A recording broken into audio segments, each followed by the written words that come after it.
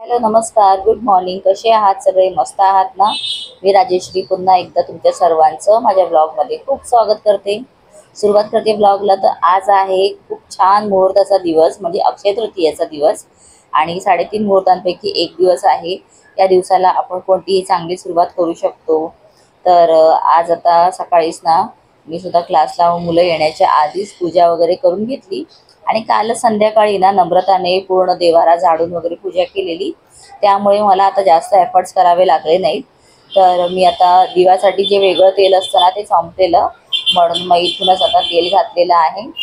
आणि हो, त्याच्यामध्ये तळलेलं तेल वगैरे वापरत नाही ना, सो ते आपण दिव्याला वापरलं तरी सुद्धा कधीतरी चालतं. तर इथे मला काल ना शिर्डीचा प्रसाद दिलेला आहे. सो तो आता थोडा प्रसाद खाऊन घेतला आणि नंतर म्हटलं की क्लासला जाताना मुलांना घेऊन जाईन आणि जी मुलं येतील ना क्लासला सकाळी आता त्यांना पण देता येईल. कारण प्रसाद ना थोडा खाल्ल्यानंतर तसाच राहतो आणि मग त्याच्याकडे नंतर पाहिलं जात नाही. तर असं माझ्याकडेच नाही, तर प्रत्येकाच्या घरी होतच असेल. असेल तर मला कमेंट करून नक्की सांगा. सो आता ना इथे थोडासा म्हटलं आज चहा घेऊया. कारण नम्रताने आज सकाळी ना चहा जाताना बनवलेला, म्हणजे जॉबला जाताना तिने चहा वगैरे बनवलेला.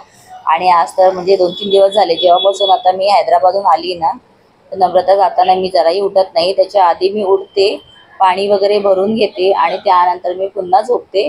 जे एवढं टायर्ड फील होतं ना की त्यासाठी असं वाटतं की पुन्हा थोडं झोपावं. सो आता चहा ठेवला, पण त्याच्या आधी मला आठवलं की मला ॲसिडिटीची गोळी खायची आहे.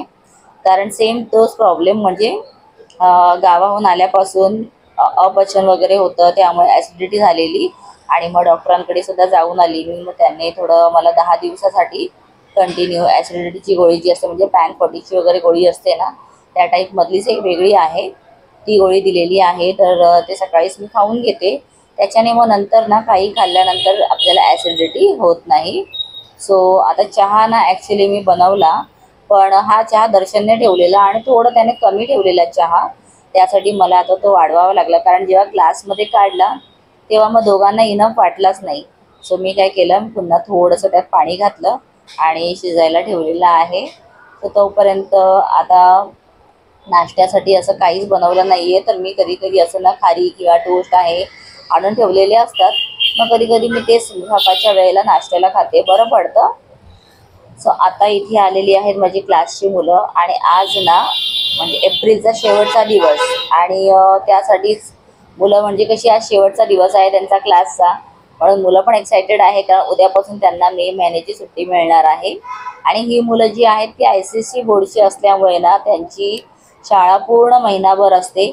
आणि असं झालेलं आहे ना, ICSE बोर्डची मुलं जेव्हापासून ॲडमिशन मी चालू केली तेव्हापासून माझीसुद्धा सुट्टी कमी झालेली आहे. म्हणजे सुरुवातीला ना 15 एप्रिलपर्यंत महाराष्ट्र बोर्डच्या शाळा बंद व्हायच्या आणि त्यानंतर मग मला सुद्धा वेकेशनची मस्त मोठी अशी सुट्टी मिळायची. पण यंदा ना आता ह्यांना सुट्टी मिळाली तरीसुद्धा मला सुट्टी नसणार आहे. कारण यंदा मी 10वीचे वर्ग पण चालू केलेले आहेत आणि त्यांचे क्लासेस असतात दुपारनंतर. सो मला उद्यापासून ना त्यांचे क्लास कंटिन्यू ठेवायचे आहेत 1 वीक. आणि मग मे महिन्यामध्ये थोडा सुट्टी देऊन त्यानंतर पुन्हा मी चालू करेन, कारण पोर्शन ना बिफोर टाईम कंप्लीट करायचं असतं. तर आता इथे क्लास चालू होता, इतक्यातच आमच्या इथे ना ज्या क्लिनिंग करण्यासाठी अक्का येतात ना त्यांनी इथे बाहेरचे सगळे फ्लोर्स आहेत ना ते सगळं धुवायला घेतलेलं, चेअर्स वगैरे. तर त्यांना थोडं पाणी आणून दिलं आणि तेच बघत होती. अगदी ना नीटसर व्यवस्थित असं स्वच्छ करतात. आणि आता हल्ली ना महिन्यातून एकदा त्या, रोजचं तर झाडू मारतातच, पण महिन्यातून एकदा ना त्या येऊन अशा प्रकारे पूर्ण पाणी टाकून स्वच्छ धुवून पण घेतात. त्यामुळे खरंच ना बिल्डिंग एवढी स्वच्छ आणि छान राहते. आणि तसं पण आमची बिल्डिंग ना नेहमी तुम्ही पाहाल त्यावेळेला स्वच्छच असते. कोणी बाहेरून आलं ना त्यांना खूप आवडतं पाहून की स्वच्छ आणि मस्त आहे तुमची बिल्डिंग, वातावरण पण छान आहे. सो आता मुलांना इथे ना मी धडा शिकवायला घेतलेला आहे आणि लहान मुलांना ना धडे थोडे एक्सप्लेन केले की त्यांना मग त्याच्यातली विचारलेली जी प्रश्नांची उत्तरं असतात ती लगेच ती ना आपल्याला ताबडतोब तोंडी उत्तरं देतात. मग त्यामुळे ना त्यांना कधीही लेसन अशी एक्सप्लेन करते. आणि ते झाल्यानंतर आता सगळी मुलं तर गेलेली आहेत. थोडा कलिंगड होता, कारण मी परवा कलिंगड आणलेला आणि अशी स्टोरी की वरचा भाग जो असतो ना तो गोड गोड लागतो म्हणून आपण तो आधीच खाऊन संपवतो. पण आता हा भाग राहिलेला ना तर तो कालपासून तसाच आहे. तर दर्शनने काय केलं की ती कट करून घेतलं आणि त्याने विचार केला की ह्याचा आपण ज्यूस बनवूया. म्हणजे छानपैकी ना दुपारी थोडं थंड झाल्यानंतर सुद्धा प्यायला होईल. तर तो तेवढं करत होता. तोपर्यंत मी घेतलेलं आहे हे कालचं जे दूध होतं ना ते फाटलेलं, आणि कारण ऊन खूप पडतंय. मग अशामध्ये ना फ्रीजमध्ये जर ठेवलं नाही तर दूध कधी कधी नासतं सुद्धा. तर माझं काल असंच झालेलं. तर इथे मी त्याच्यात लिंबू पिळून घेतला आणि आता ना थोडं चांगलं त्याला शिजवून घेते. ॲक्च्युली मी काल पण शिजवून ठेवलेलं, म्हणजे कसं शिजवून ठेवल्यानंतर ना ते कडू होत नाही. नाहीतर मग असंच जर ठेवलं बाहेर तर ते कडू होतं, मग टाकण्यावर जातं. यासाठीच मी त्याला चांगलं काल पण शिजवून ठेवलेलं. पण आज त्याच्यामध्ये मी लिंबू पिळला, म्हणजे छानपैकी त्याचं पनीर होऊ शकतं. आणि हे पनीर ना मग मी ताबडतोब असं भुर्जी वगैरे बनवण्यासाठी यूज करते. तर मला म्हणजे कोणत्या किंवा भाज्यांमध्ये सुद्धा मी टाकून देते, म्हणजे ते खाल्लं जातं, वेस्ट तरी जात नाही. आणि आता इथे पहा मस्त लाल भडक असा कलिंगड आहे. दर्शनने सगळ्या बिया काढून घेतल्या, आणि कारण त्याला ना गाळून करायचं नव्हतं, त्याला डायरेक्ट करायचं होतं. म्हणून त्याने बिया ना आधीच सगळ्या सेपरेट केल्या, म्हणजे त्या तोंडात नंतर येणार नाही. तर आता इथे त्याने मिक्सर लावलेला, पण ना तो वर लावत होता ना वॉशिंग मशीनच्या, तर मला थोडी भीती वाटत होती कारण ते थोडं टिल्ट झालेलं, आणि अशा वेळेला ना पडण्याची शक्यता असते.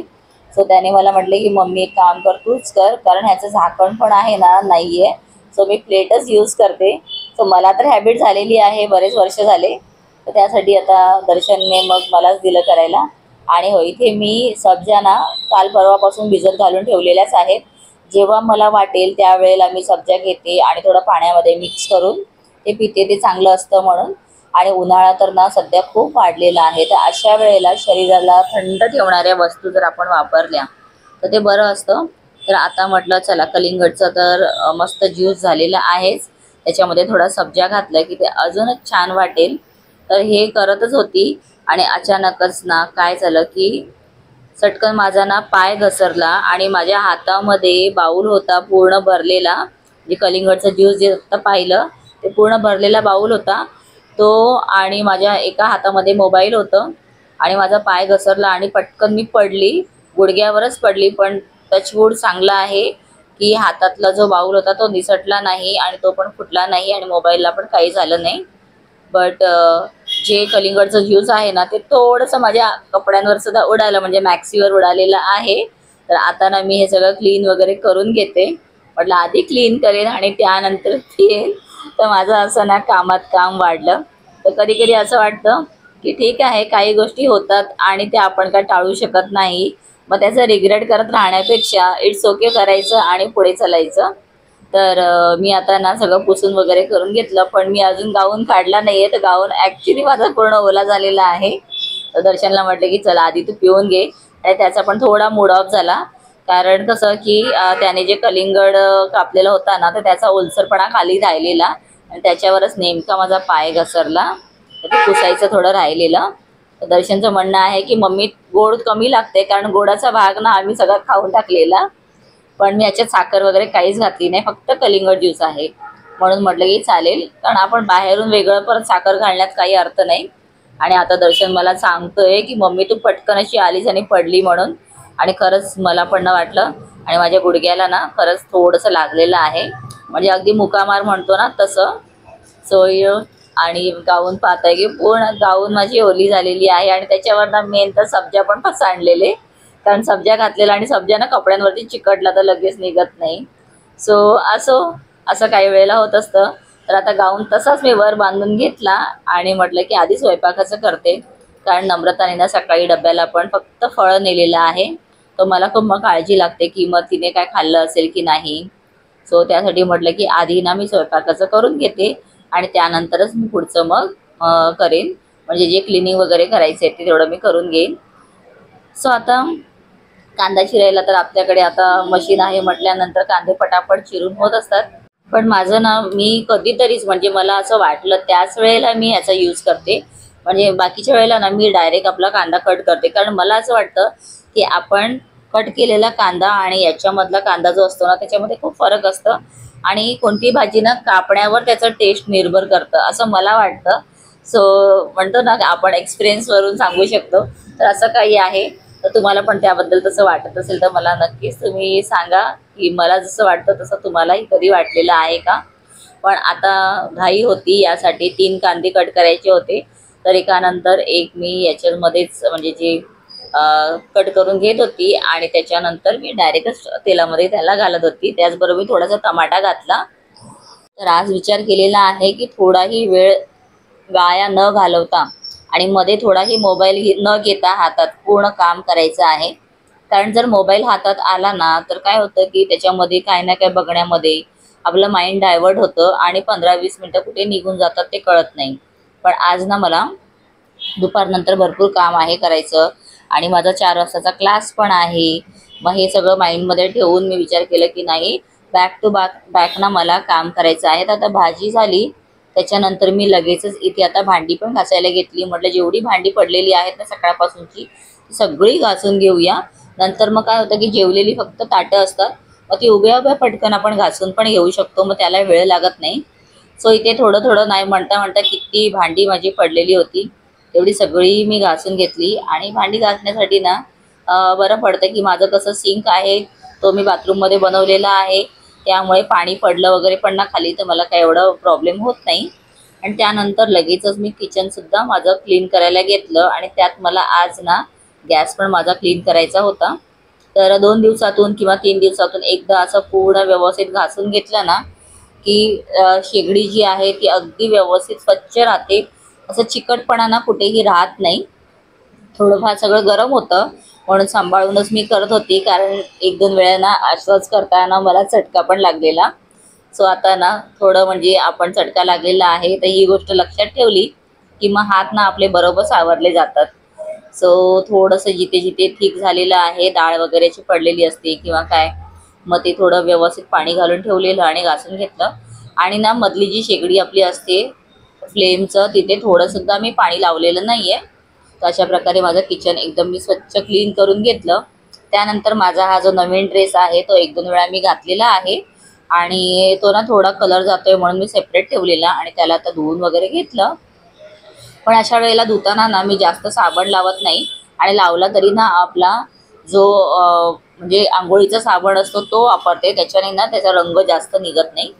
तर त्यानंतर आता जे रेग्युलर आपले किचनचे क्लोथ्स असतात ते सुद्धा मी भिजून घातलेले आणि ते पण आता घासून घेते. म्हणजे कसं होतं की पटापट सगळी कामं एकानंतर एक झाली आणि बरं वाटलं मला.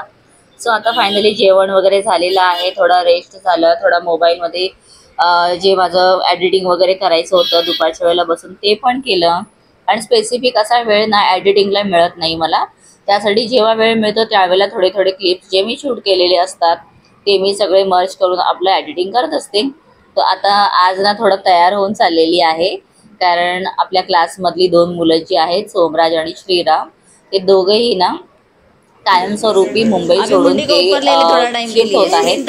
आणि खूप मला पण वाईट वाटत आहे, कारण हा जो मोठा आहे सोमराज तो ज्युनियरमध्ये असल्यापासून माझ्याकडे क्लासला येतो आणि श्रीराम पण लहान असल्यापासूनच माझ्याकडे क्लासला येतो. तर ना एक जवळीक अटॅचमेंट अशी झालेली असते आणि कुठेतरी मनाला वाटतं. म्हणून ना मी विचार केला की चला आपण ना पहिल्यांदाच आपल्या क्लासच्या मुलांचं ते सोडून जात आहेत आणि बाहेरगावी जात आहेत, यासाठी मी त्यांचा आज सेंड ऑफ ठेवलेला. मग त्यांच्यासाठी केक वगैरे मागवला, छान असं वाटलं. पण सगळी मुलं येऊ शकली नाही, कारण काही मुलं गावी वगैरे पण गेलेली आहेत. अभी हैप्पी बर्थडे तो नहीं बोलेंगे ना हम लोग, तो हम लोग उनको सिर्फ क्या बोलेंगे, ऑल द बेस्ट. हाँ तू भी हाथ लगा. पण खरं सांगू, एवढा लहान असताना सुद्धा ना सोमराजला खूप एकदम इमोशनल तर झालेला, अगदी त्याच्या डोळ्यातून पाणी गळत होतं. मला खूप वाईट वाटलं की इतकं लहान असताना सुद्धा तो या सगळ्या गोष्टींना समजून घेऊ शकतो. केक कटिंग झाल्यानंतर सोमराज आणि श्रीराम या दोघांसाठी ना मी एक गिफ्ट बनवलेलं आहे. म्हणजे नम्रता दर्शनने खूप एफर्ट्स घेतले त्यासाठी आणि म्हटलं की चला त्यांना आता ते पण देऊया. पण अजूनही ना सोमराज अगदीच म्हणजे उदास असा उभा होता. तर त्याला म्हटलं की तुला आवडेल असं मी छान असं गिफ्ट आणलेलं आहे, तू खोलून बघ. आणि नंतर त्याने खोललं तर ह्याच्यामध्ये ना आम्ही आमचे मेमरीजचे फोटोज म्हणजे एकत्र असलेले फोटोज टाकलेले आहेत. सो तिथून आता मी संध्याकाळचं शूट करते, कारण मी आता आलेली जरा बाहेर. सो थोडं वॉक वगैरे करून झाला आणि आता मी घराकडे चाललेली आहे. त्यावेळेला मस्त आकाशात मला चंद्र दिसला की मी नेहमी शूट करते. सो घरी आल्यानंतर आता पुस्तक वाचायला म्हटलं जरा बघूया. तर क्लासमधून आज मी घेऊन आलेली आणि जेव्हा हे सिक्रेट 7चं पुस्तक ओपन केलं तेव्हा मी सरप्राईज झाले, कारण माझं वर लक्ष गेलं तिथे आमच्या सुमितचं नाव लिहिलेलं आहे आणि तो 9th मध्ये असतानाचं हे त्याचं पुस्तक आहे जे त्याने आम्हाला वाचायला दिलेलं आहे. सो खूप छान वाटलं. खूप वर्षांआधी हे पुस्तक एकदा मी वाचलेलंच आहे, पण आज मला असं वाटलं की पुन्हा वाचूया म्हणून मी घरी आणलं. तर चला, इथेच मग आजच्या ब्लॉगचा शेवट होतो. भेटेन पुन्हा पुढच्या येणाऱ्या ब्लॉगमध्ये. येस, माझे ब्लॉग्स तुम्हाला जर आवडत असतील तर प्लीज मला कमेंट करून सांगा आणि नवीन असाल तर जाता जाता चॅनलला सबस्क्राईब करा, आपल्या फ्रेंड्स बरोबर शेअर करा.